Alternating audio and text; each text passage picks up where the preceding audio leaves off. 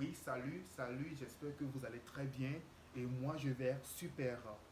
Je m'appelle Joël Kanaza. Aujourd'hui, nous allons parler un peu du conjoint de la destinée ou de la conjointe de la destinée. Comment on peut faire pour connaître notre partenaire de la destinée en tant qu'un enfant de Dieu. C'est bon? Aujourd'hui, je vais vous parler comme un coach et non comme un pasteur. Alors vous allez me suivre. Parce que la plupart des gens se posent la question, je suis chrétien, comment je peux déclarer ma flamme pour une femme? Ou une femme, ou certaines filles disent que comment je peux reconnaître que ça c'est l'homme de ma vie. C'est la personne que Dieu a préparée pour moi.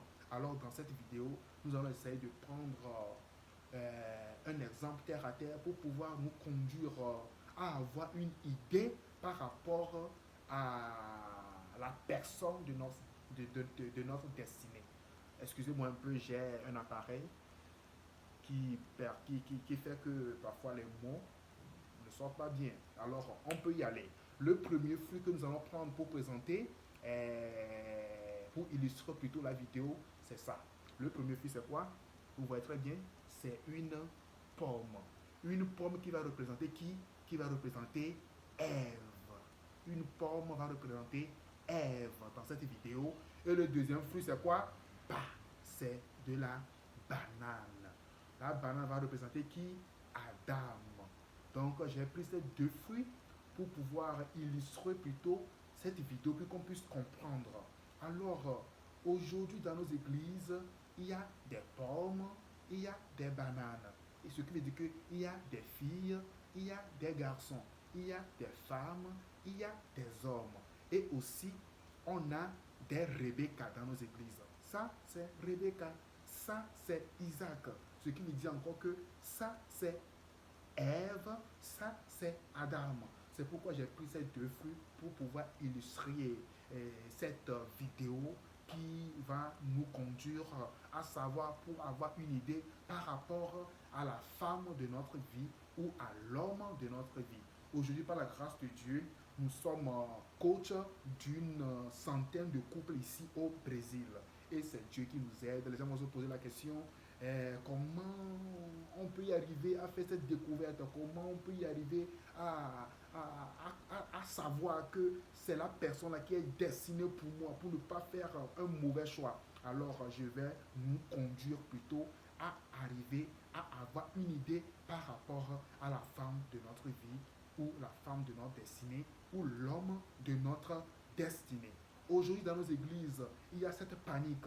La plupart des hommes, ils sont là, ils brûlent d'amour pour des filles, mais ils ne savent pas comment aborder une fille. Ils se disent que si je vais là-bas et si j'aborde cette fille, et si cette fille me rejette, je vais vivre ce que c'est que la honte. Et de la même manière, les filles sont là, les filles sont vraiment emballées dans leur cœur, elles sont vraiment amoureuses d'un homme, d'un frère en Christ. Elles viennent pour dire, frère en Christ, comment ça va? Des trucs comme ça. Mais elles n'ont pas ce que c'est que le courage d'initier ou d'engager ce que c'est que une conversation ou une communication. De la même manière avec des hommes, cela arrive. Comment on peut faire en tant qu'un chrétien pour que les gens ne disent pas que nous avons apporté la technique de la séduction du monde dans l'église. Alors aujourd'hui, ensemble, nous allons faire cette découverte. C'est bon? Alors, comme je l'ai dit, aujourd'hui, je vais parler comme un coach et non comme un pasteur. Alors, mes amis, dans les églises d'aujourd'hui, il y a ce problème. Il y a beaucoup d'hommes qui sont là, qui brûlent d'amour, qui ne savent pas comment faire pour aborder une femme. Laissez-moi vous dire, si tu es chrétien, cela ne démontre pas que tu n'as pas ce que c'est que le côté sentimental. Tu as le côté sentimental, mais il y a des processus comme un chrétien peut avancer. C'est bon? Alors, qu'est-ce que tu peux faire si tu es un chrétien, si tu es un Adam ou si tu es un Isaac? Comment tu peux faire pour approcher Rebecca ou pour approcher ta Ève, pour que tu puisses dire que elle, c'est l'os de mes os, la chair de ma chair. Comment tu peux faire pour reconnaître une telle personne? Parce que laissez-moi vous dire qu'on reconnaît la vraie personne de l'intérieur vers l'extérieur. C'est pourquoi quand Dieu a présenté Ève à Adam, la première des choses que Adam a fait, Adam a dit Sambarabasé, ça c'est la femme de ma vie. Ce qui veut dire que quoi? C'est l'os de mes os. Il a commencé par l'intérieur vers l'extérieur. Il a dit ça c'est l'os de mes os et c'est la chair de ma chair. Ce qui veut dire que quoi? Le mariage, c'est quelque chose qu'on voit de l'intérieur. Juste ce que je veux dire par là, que tu dois prier et le Saint-Esprit va te conduire, va t'amener vers cette personne. Et si tu rencontres cette personne, je t'assure qu'il y a quelque chose qui se passe spirituellement qui va te dire que ça, c'est la femme de ta vie. Ça, c'est l'homme de ta vie. Mais prends attention. Fais attention plutôt. Si même si tu as eu une révélation, même si tu as proposé, tu as déjà fait des critères à Dieu. Dieu, j'aimerais avoir un homme de 1,85 m, un teint noir, un homme qui a des barbes, un homme qui a ça, un homme qui a ça. Et même si Dieu te présentait cet homme, mon ami, ne va jamais vous dire que, hey, tu es l'homme de ma vie. Cet homme va te fuir.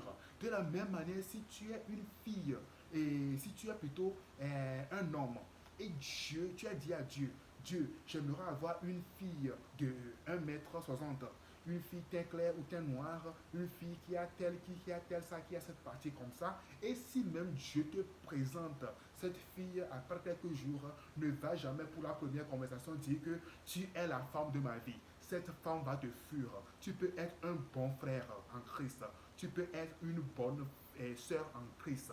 Je t'assure que cet homme va te fuir parce qu'il va dire que qui est cette personne qui vient dans ma vie comme ça et elle me fait déjà cette déclaration que tu es la femme de ma vie.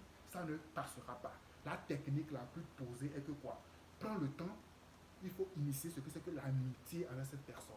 Et tu gardes tout ce que tu ressens même dans ton cœur en tant que chrétien. Tu pries, tu demandes la direction de Dieu et la première des choses même que tu dois voir est que est-ce que cette personne est née de nouveau? C'est ce qu'on doit voir. C'est la première remarque qu'on doit voir. Cette personne est née de nouveau. Il y a des gens qui viennent à l'église qui sont des religieux. Mais si tu ne sais pas faire, tu vas tomber sur un religieux ou une religieuse et tu vas dire que tu as raconté la femme de ta vie. Et tu vas rentrer dans les problèmes comme ça. Et après, tu vas dire que c'est dans l'église que je l'ai épousée. Mais là, cette personne n'était pas née de nouveau. Tu dois prendre le temps, tu dois prier. Tu dois voir si cette personne est née de nouveau. Ça, c'est le premier point. Le deuxième point, tu dois voir que si cette personne a un caractère d'un chrétien, c'est ça. Un caractère d'un chrétien, quelqu'un qui craint Dieu, c'est ça que je voulais dire. Quelqu'un qui craint Dieu. Tu dois voir ça en lui, par ses manières de faire, par sa participation, par les prières. Dieu peut te révéler cette personne même. Et troisième point, tu dois voir que dans l'amitié, tu vas commencer l'amitié avec cette personne a la même vision que toi. La vision qui est le mariage. Mes amis, tu ne peux jamais épouser quelqu'un sans avoir la même vision avec cette personne. Comme Amos 3 nous le dit. La Bible nous fait comprendre que tu ne peux jamais marcher avec quelqu'un sans avoir convenu avec lui. Ce qui veut dire que quoi? Le mariage, c'est le fait que c'est une convenance. Tu dois convenir avec cette personne. Ce qui veut dire que vous aurez les mêmes visions. Comme un ami m'a dit la fois, ça m'a fait rire. Il m'a fait comprendre, Joël, je suis parti pour faire une formation quelque part, j'ai raconté une fille. Et le même jour qu'il a raconté la fille, il a dit que non, que la fille aime la macaroni. Lui aussi, il aime macaroni. La fille aime les films. Lui aussi, il aime les films. Et c'est fini, il dit que c'est la femme de sa vie. Et il est parti le même jour pour déclarer sa flamme à cette fille. Et la fille a dit, le sang de Jésus sort de mon chemin. Et c'est fini comme ça. Il a perdu sa chance. Ce n'est pas comme ça qu'on aborde quelqu'un. Ce n'est pas comme ça que tu vas faire ta déclaration. Ce n'est pas comme ça que tu vas faire ton jeu de séduction. La personne va te fuir. Il faut prendre le temps de connaître cette personne. Même dans l'amitié, tu peux aller jusqu'à 4 mois. Il faut connaître cette personne. Prier, causer avec lui, avoir des sujets de discussion, tout genre, sans que tu ne déclares ton amour, sans que tu ne dises pas que tu l'aimes au premier abord. Vous comprenez un peu? Donc c'est la vision. Voir la vision, si la vision est concorde, c'est ça. Et aussi, même en voyant la vision, il faut connaître cette personne. Personnellement, qui est cette personne? La nature de cette personne. Cette personne-là, c'est qui? C'est un voleur? C'est quelqu'un qui est honnête? Il faut voir aussi ce côté. Parce que parfois, si on est amoureux, on ne cherche pas à voir ce côté-là. Si cette personne est honnête ou pas, on se lance dans la relation et c'est après le mariage qu'on se voit, on se rend compte que c'est un voleur, c'est un menteur, c'est un truqueur, c'est un violeur, c'est quoi. Donc ce sont des choses que tu dois savoir et tu dois prier. C'est seul le Saint-Esprit qui peut t'aider ou qui peut nous aider, je peux le dire. Autre point, il faut vérifier vraiment si cette personne est la personne que tu veux, la beauté et le côté physique de la personne. C'est cette personne que tu veux. Parce que, laissez-moi vous dire, hein, Dieu ne peut jamais te donner quelqu'un que tu n'aimes pas. Dieu ne peut jamais te donner une femme que tu n'apprécies pas. Dieu ne peut te donner jamais, Dieu ne peut jamais te donner un homme que tu n'apprécies pas. Parce que ce n'est pas Dieu qui va venir rester pour vivre avec cette personne. C'est toi qui dois vivre. Je veux dire quoi? Si tu aimes quelqu'un, tu dois avoir cette envie de rester à ses côtés. Imagine un peu, tu te dis que c'est Dieu qui t'a révélé un homme, mais tu n'arrives pas à supporter la laine de cet homme. Tu n'arrives pas à supporter les paroles de cet homme. Tu n'arrives pas à supporter la présence de cet homme. Et tu penses l'épouser. Tu es dans cette relation, tu souffres. Et tu penses aller jusqu'au mariage. Mon ami, arrête cette relation. C'est pas ça, ne vient pas de Dieu. Ce qui veut dire quoi? Ton cœur même rejette déjà cette relation. Hein? Ton cœur rejette déjà cette relation. Ça ne peut pas marcher. Imagine un peu, tu es une fille ou tu es un garçon plutôt. Tu dis que c'est Dieu qui t'a révélé telle fille. Mais cette fille, si elle respire ou si elle est là à côté de toi, tu n'arrives pas à supporter son haleine. Tu n'arrives pas à la toucher par la main. Tu n'arrives pas à lui faire des câlins, à lui serrer dans tes bras. Tu n'arrives pas. Tu crées toujours ce que c'est que blocus entre toi et cette fille. Et tu te dis que tu vas épouser cette femme, tu vas souffrir. Arrête cette relation. Dieu ne peut jamais te donner ce que tu ne veux pas, mon ami. Dieu ne peut jamais te donner ce que tu ne veux pas, ma soeur.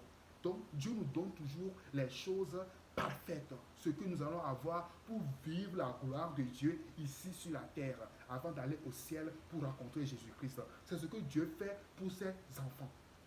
Quand Dieu a donné Ève pour Adam, Adam était vraiment content. Adam était vraiment content de rencontrer la femme de sa vie. Adam était né, Adam était créé plutôt dans le jardin d'Éden. Il y avait beaucoup d'animaux.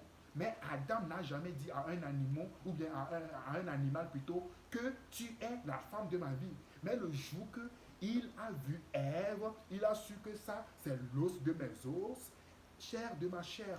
Ce qui veut dire quoi? Tu peux rencontrer beaucoup de femmes sur ta vie, beaucoup d'hommes sur ta voie. Mais le jour que tu vas rencontrer la personne qui est destinée pour toi, tu vas te sentir dans ton cœur que elle est l'os de tes os, chair de ta chair. Personne ne va te le dire. Ton cœur, ton être intérieur va déclencher cela, va te rappeler que c'est la femme de ta vie. C'est comme ça, mes amis. Donc, beaucoup de Isaac souffrent aujourd'hui dans nos églises. Beaucoup de Rebecca souffrent beaucoup dans nos églises. Nous pouvons voir le mariage d'Isaac et Rebecca. Ça a été une rencontre divine pour Isaac. Vous comprenez un peu? Avant que Abraham n'envoie quelqu'un, Abraham a envoyé le plus grand de ses amis, de ses compagnons, pour aller à la recherche de la femme pour Isaac. Abraham n'a pas envoyé un enfant d'aller. Il a envoyé plutôt qui? Quelqu'un qui est sage. Pour aller rencontrer qui? Pour aller rencontrer Rebecca. Et il a posé des conditions à Dieu quand il était sur la voie. Il a demandé à Dieu, j'aimerais que cette fille qui va accepter, donner à boire, à me donner à boire, à donner à boire à mes chameaux, celle-là sera la femme de fils de mon maître Abraham qui est Isaac. Et ça a été ce cas, ça a été sa prière. Et sa prière a été un succès. Donc de la même manière, mes amis, si tu veux entrer dans une relation, il faut prier. Il faut demander des critères à Dieu. Il ne faut jamais rentrer dans une relation parce que la personne est beau, est belle, la personne est jolie. Non, mais il faut rentrer dans une relation parce que tu as demandé des signes à Dieu. Isaac a demandé, a prié. Quand Isaac a rencontré Rebecca, Isaac était rempli de joie. Il n'a pas douté de l'amour de Rebecca. Il a aimé Rebecca. De la même manière,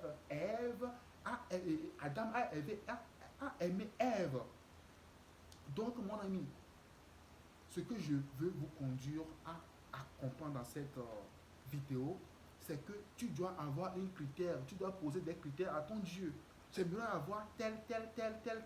J'aimerais avoir cette femme, j'aimerais avoir cette forme, j'aimerais avoir... Il faut dire ça à Dieu. Il faut dire ça à Dieu. Et le jour que tu vas rencontrer cela, tu ne seras pas dans la confusion. Tu vas avoir ce que c'est que la paix du cœur, que c'est la femme de ta vie ou c'est l'homme de ta vie. Vous me comprenez un peu?